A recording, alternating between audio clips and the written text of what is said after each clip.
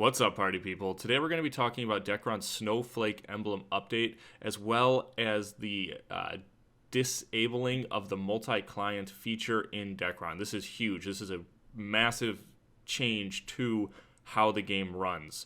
In addition to that, if you hang around till the end of the video, you can see me open up a bunch of those Rudolph presents and see if I get anything good. Anyway, guys, let's get this party started.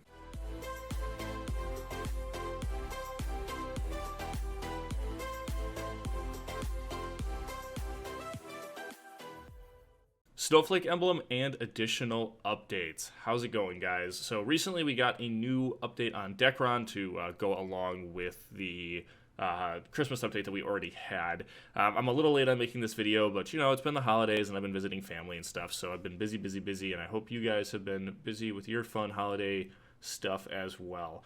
So with this update, we are now actually going to be able to upgrade our Snowflake Emblem. So if you remember before, we got snowflakes from those daily events, but now there is actually an option to upgrade the Snowflake Emblem. Now, funny enough, the Snowflake Emblem has actually been in the game for a really long time. I mean, for maybe a year. It's just we've never been able to do anything with it. So it's good. Now we can. So you can see here's the requirements for upgrading the Snowflake Emblem. Right now, 700 and 1,000 is kind of a lot, given that you can only get 30 a day from that quest, and I don't even know how long this event is going to be going on. But they are going to be adding more ways to obtain snowflakes to the game soon. So that should be good, and we should be able to upgrade our Snowflake Emblem pretty quick there. So that's awesome. The last thing you need, though, is you need Z coins. Now, Z coins, the only way to get those right now are from Deadfront and from the Rudolph presents that we're currently getting. So it's kind of hard to get them right now, so I hope that they give us another way to get the Z coins, because I feel like getting 15 is going to be challenging. And you need 300 to craft a pseudo weapon, so that's even more challenging. But hopefully there'll be more ways to get that in the future. Let's quickly take a look at the Snowflake Emblem stats here. I'm going to switch to a different screen. You can see that it actually gives pretty good stats. Debatably, what's it called? The Dragon Emblem is probably going to be better just because you get more damage out of it and you get DDR, but you can get more critical resistance and critical damage reduction. So I think for a lot of people, this might not be quite as good as the Dragon Emblem, but if you're like me and you don't have the Dragon Emblem, I would absolutely love a maxed version of this emblem. It's very good. This one is definitely more defensive than the Dragon Emblem, but you know, they're both good. You know, also you do get the 3% acceleration and 200 mastery too, so that's pretty great. So actually, this is a pretty good emblem. Anyway, so there's some other updates that went along with this as well. Now, for the Nightmare Daily event, they changed it so that you have to be level 100 to do the quest, which is awesome. People were completely abusing that event and just making like a bunch of level 1 characters and going and killing lizardmen, and then turning in the quest and getting a bunch of presents. Come on, guys, that's just abuse. You know it's abuse, so why are you doing it? It's like, I don't know. I just don't get it. It's like, it's obviously abuse, but for some reason, people just care about what they're getting and they don't care about how they affect the game. You can see here, this is definitely an unhealthy way of exploiting the game, and the server was suffering from it. 100% agree. And I want to point out, too, that this is one of the first times that we've gotten anything from Papaya saying that this was unhealthy, so this makes me really happy. What they did fix, which is what they needed to fix so that people wouldn't abuse the event, is the Rudolph Poos or whatever. These actually drop the Rudolph Present 1 box now almost every time, and I agree with that. I farmed a decent amount to do some to get some boxes to open for this video, and you're able to get them really quick now. I was able to get almost 20 boxes an hour, maybe more, depending on how well I was doing. So this is great. It's definitely worth going and farming these present boxes now. And if you're wondering what these present boxes give, check out my last video. I'll put it in the cards for the video and in the description so you can see what rewards you get from these Rudolph present boxes. Although I'm also going to be opening some at the end of the video, so you could also just watch that. Also, the spirit pieces and anger pieces now drop from those as well very often. So another issue they touched on was the Afk Hacking Issue. There have been a lot of people using a hacking tool in the game, and they added an update, and they're hoping that this is going to reduce the number of AFK hackers. Once again, I really hope this works. It's just not good for the game. So go away, hackers. I don't like you, and I don't think many people like you at all, so stop it. Not saying you're a bad person, though. I don't know if you're a bad person, but you shouldn't be hacking. So yeah, stop. Okay, 3, multi-client disabled.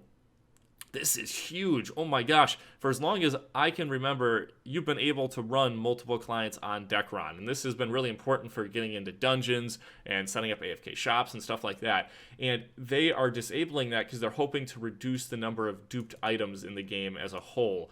So obviously there's still a huge duping item issue going on.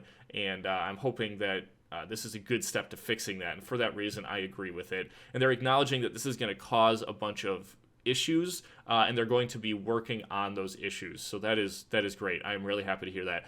Guys, I have to admit, I think that multi-clienting should be disabled in general. I know that that's always been allowed in Dekaron, but it creates a lot of unhealthy issues in the game. It gives the ability to, bug abuse. It prevents certain content from being released.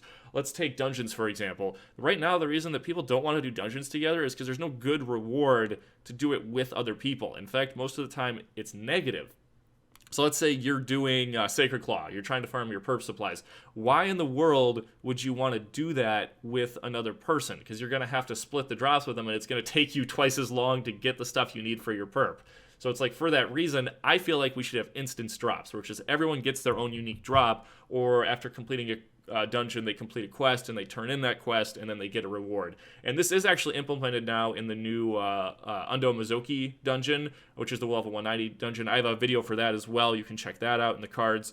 And it's also for the MC3 dungeon, because you turn in a quest and you can get MC3 ingredients from that as well. And I feel like that's how it should be for almost every dungeon. Now, I can see in the past why they wouldn't want to do that, because someone could abuse that and run a dungeon with 7 accounts and then turn in that quest 7 times and get 7 unique drops. However, if we have multi-clienting disabled, that's not an issue. So that's just one one reason why I feel like multi-clienting is just bad and unhealthy for any MMORPG.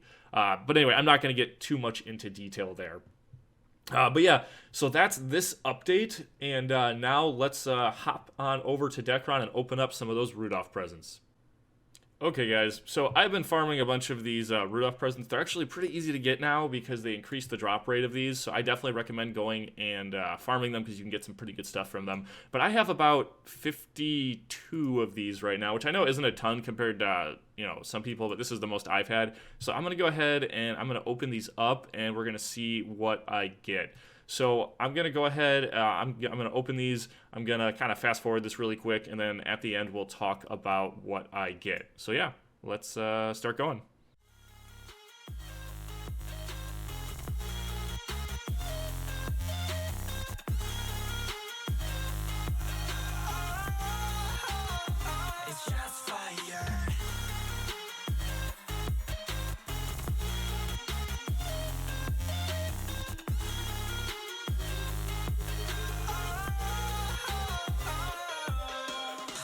Wrong, but I made it right. You came begging day and night. I don't wanna hit the bottom. Don't go out of your state of mind. I've been counting 1 to 10. I'll be back when you begin.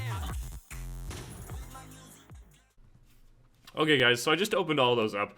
I got a ton of the red Christmas lollipops, the blue Christmas lollipops, and the Christmas cookies. If you were watching though, so it was about 50% on each one, but when I went from level 3 to level 4, I opened 10 boxes and only one of them went to level 4. So I think that's debatable whether that's 50% or not. But I'm going to hang on to that level 4 and I'm going to farm more because I want to get a bunch of level 4s and then go from level 4 to level 5 and so on. So I'm going to keep farming these, and if I have any luck, I'll definitely make another video showing that off. But as you can see here, 54 boxes honestly didn't really get me that much. So obviously I need to do a bunch more farming if I want to get anything good from this event.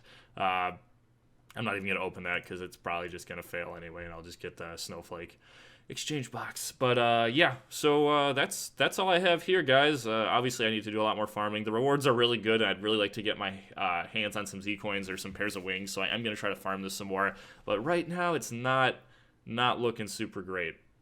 Anyway, guys, I hope you enjoyed this video. If you have any questions or suggestions, as always, you can leave them in the comments. And until next time, guys, take care.